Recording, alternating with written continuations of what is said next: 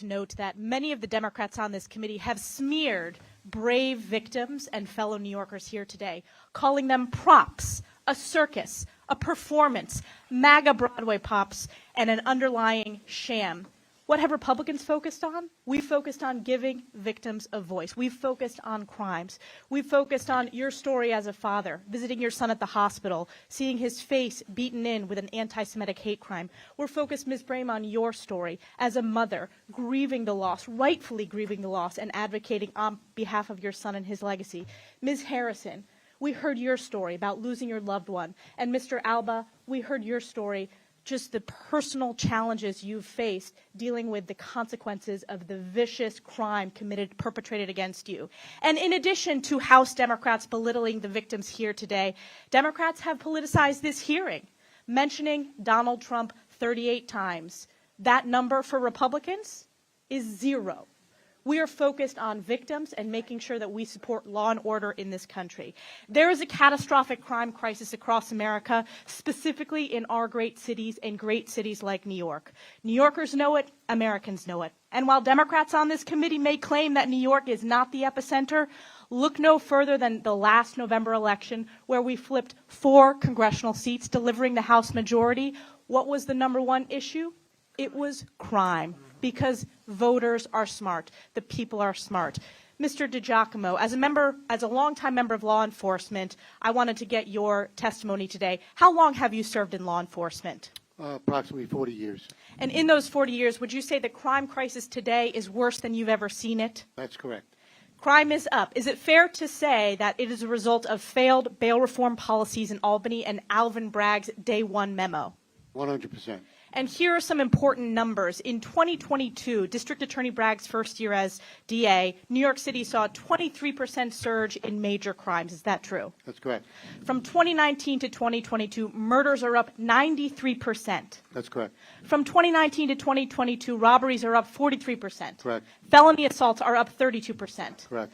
And it's fair to say that law enforcement strongly opposed Bragg's Day 1 memo and failed bail reform policies in Albany. 100%.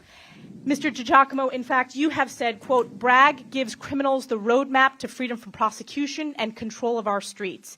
In Bragg's Manhattan, you can arrest, deal drugs, obstruct arrest, and even carry a gun to get away with it. Can you please expound about why law enforcement opposes Alvin Bragg's Day 1 policy and opposes failed bail reform? Well, because, again, every time a detective or a police officer puts himself or herself in harm's way, arresting a felon or anyone for any crime, they're released immediately with no consequences. Mr. Borgen, as a family member of a victim of a heinous violent crime, your son, as you talked about, was a victim of a violent anti-Semitic hate crime committed at a pro-Israel event. Your son was jumped, beaten, and sprayed with mace. In fact, and I think it's important for the American people and my colleagues across the aisle to hear this, your son describes this as, a whole crowd of people proceeded to kick me, punch me, beat me down. I felt a liquid being poured on my face, and at first I thought I was getting urinated on, but it turned out I was getting maced and pepper sprayed.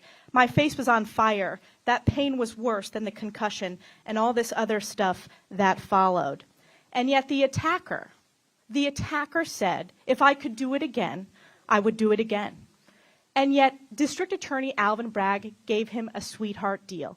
What is your message to District Attorney Alvin Bragg? Well, the man is incompetent, obviously, in the big scheme of things. But unfortunately, you know, our hands are tied. He can come to us.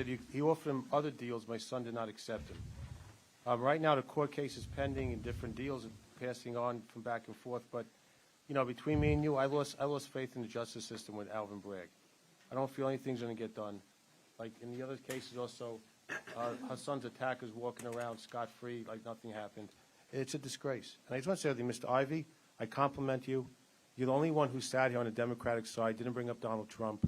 And you're a mensch. You talk straight. You didn't look to make partisan politics here. I want to compliment you. Ms. Harrison, what's your message to Alvin Bragg? I'm a walking example of not ever being whole 18 years after losing a loved one under horrific circumstances and not seeing justice. My life will never, ever be complete without Kevin, and knowing that the murderers' families are walking free, spending Christmases and Easters with their family is it's beyond comprehension. So I hope that he will pay attention to what's happening here today and realize the effect that he's having on survivors of homicide victims for the rest of their lives. Thank you to the victims for the bravery sharing your stories. Thank you to our former law enforcement officers for your leadership. Yield back. Thanks for watching, and if you haven't already, please consider subscribing to our channel. And while you're at it, please leave us a comment. Thank you for watching.